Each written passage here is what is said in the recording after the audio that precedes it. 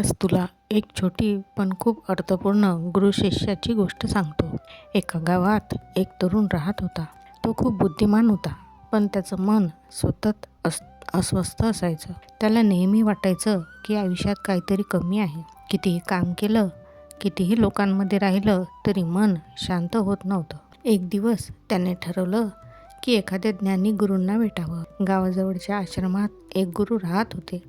लोक म्हणायचे की ते खूप ज्ञानी आहेत आणि त्यांच्या बोलण्यातून लोकांना आयुष्याचा खरा अर्थ समजतो. तो तरुण गुरूंकडे गेला आणि म्हणाला, गुरुजी, माझ्या मनात सतत विचार चालू असतात. कधी चिंता, कधी राग, कधी दुःख. मला सांगा, मन शांत कसं करायचं? गुरुजी काही बोलले नाहीत. त्यांनी त्या तरुणाला एका मातीचा ग्लास दिला आणि म्हणाले, या ग्लासमध्ये पाणी भरून आण. तरुणाने लगेच पाणी भरून आणलं. गुरुजींनी त्या पाण्यात थोडी माती टाकली आणि ग्लास हलवला. पाणी लगेच गढूळ झालं. मग त्यांनी तो ग्लास टेबलावर ठेवला आणि म्हणाले, थोडा वेळ थांब. काही मिनिटांनंतर माती खाली बसली आणि पुन्हा पाणी स्वच्छ दिसायला लागलं.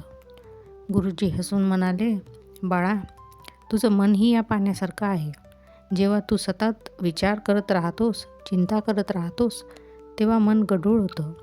पण जर तू थोडा वेळ शांत बसलास, विचारांना थांबू दिलंस, तर मन आपोआप स्वच्छ होतं. तो तरुण आश्चर्याने गुरूंकडे पाहत होता. गुरुजी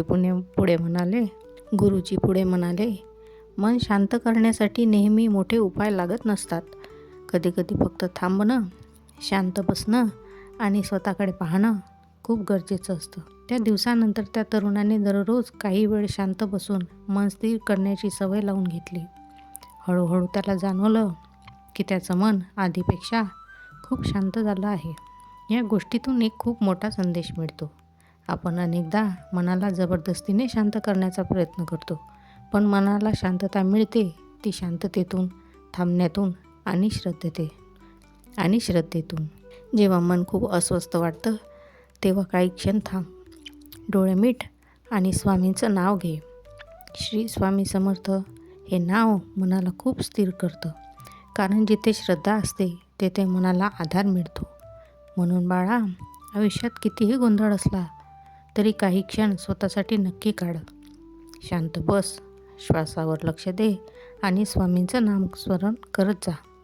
विश्वास ठेव, जसं पाणी थांबल्यावर स्वच्छ होतं, तसंच मनही शांत होऊ लागतं आणि जिथे मन शांत असतं तिथेच खरी आनंदाची सुरुवात होते.